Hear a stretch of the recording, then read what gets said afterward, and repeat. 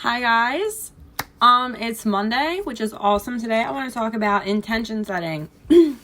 And a lot of you were home today, so I know that it's like, kind of sad and fearful circumstances, but I try to stay out of that fearful zone. A way that you can tell intuition from fear, one of the ways is where it's at in the body. So intuition is going to be down here and fear is going to be closer up in the chest and throat. So definitely pay attention to those feelings because it's going to keep you grounded and staying in your energy through this time that all of this stuff is happening in the world, right?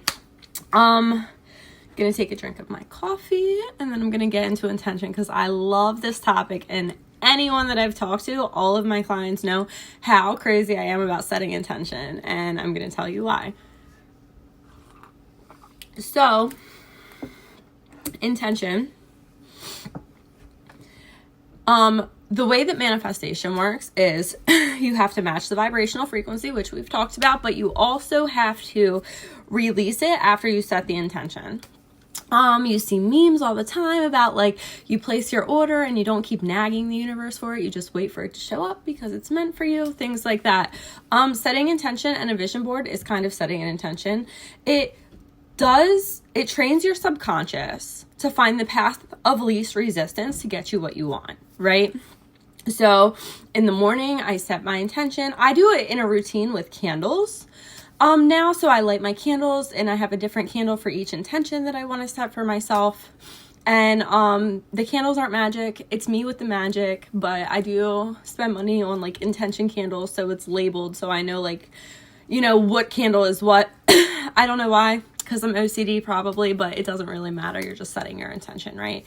The reason why I swear by intention setting, and this is so crazy. I don't know if a lot of you are new here, you haven't seen me, but I manifested so many things in my life, and it was from intention setting.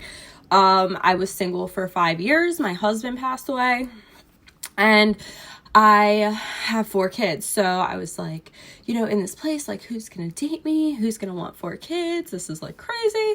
So I set my intention and manifested my boyfriend. And I was I want a guy that doesn't want kids because I don't want any more kids because I have 4 kids. And it sounded like this impossible concoction, doesn't want kids, doesn't have their own kids, would love my kids, this crazy impossible person. Because usually if they don't have any of those things, then they don't like kids at all. So I set my intention and I said, I want this type of boyfriend, and they have to have these things, these desires in life. They have to be okay with what I do. I've always been really into spirituality and self-development and growth. And because of that, a lot of guys are very logical beings, you know what I mean? They're what I can see and what I can touch and what, what's real to me, right? And I was in a lot of relationships before where I felt I was tired of being called crazy or loopy or out in this fantasy world, right? And it's, to me, it's very, very real, and I want to be respected for that. So I set that intention, and literally after 5 years of being single, I met this guy. And it was because I set the intention of what I wanted. Because a lot of times we walk around, right? We walk around so much and we're focused on what we don't want. I don't want a guy that's abusive. I don't want a guy that's a bum. I don't want, you know what I mean? We know all the things we don't want, but we never set the intention of what we want. And when we start setting the intention of what we want, that's when our life starts creating it. Because our subconscious is okay, we're going straight for this path of least resistance. Let's go. And I've done it with so many things in my life. I really have. And so I do intention stuff, and I do have a vision board, but I don't hang it where I can see it every day, because here's the thing that I learned from my wonderful business coach. When you are obsessing about it and you don't release it, when you're just all day long, I'm going to get this, I'm going to get this, I'm going to get this. It creates resistance because now you're not functioning from your subconscious, which is connected. My subconscious is how I do spirit work. It's how I do, it's that thing that's connected to everything, that source energy, right?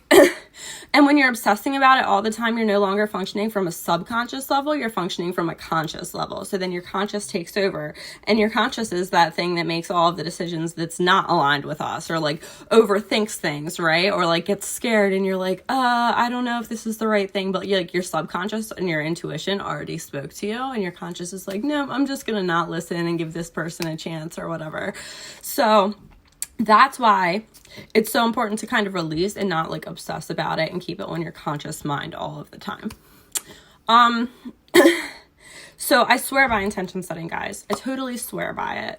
I think it's like, it's mind-blowing, like how much my life has changed and how much my subconscious has like impacted the creation of my life, my business, my income, like just in total, like the intention that I've set.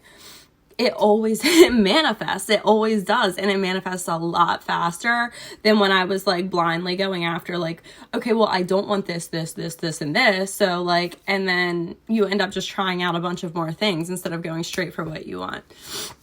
So intention setting, like I recommend it every day, all the time. Just like wake up, set your intention for the day. Some days do it for the week. The first of the month, do it for the month, like do it for the year. I don't care.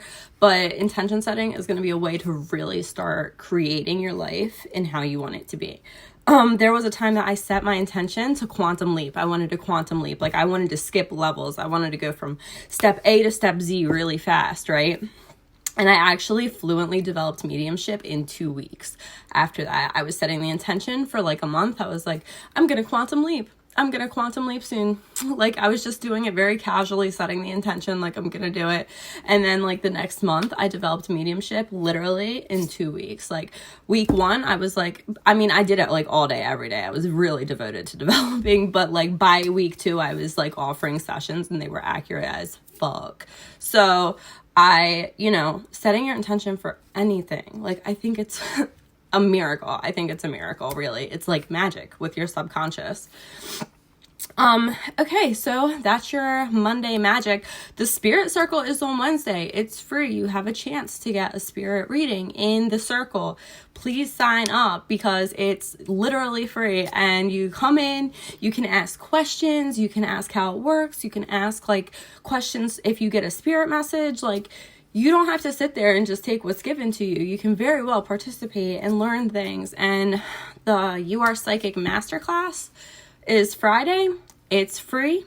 You learn to develop spiritually on this level, your spirit senses, your natural psychic abilities. We're going to talk about so many fun things, and lots of you guys are home. So let's have some fun with this. Like, let's not be quarantined and like, prisoners. All right. See you guys.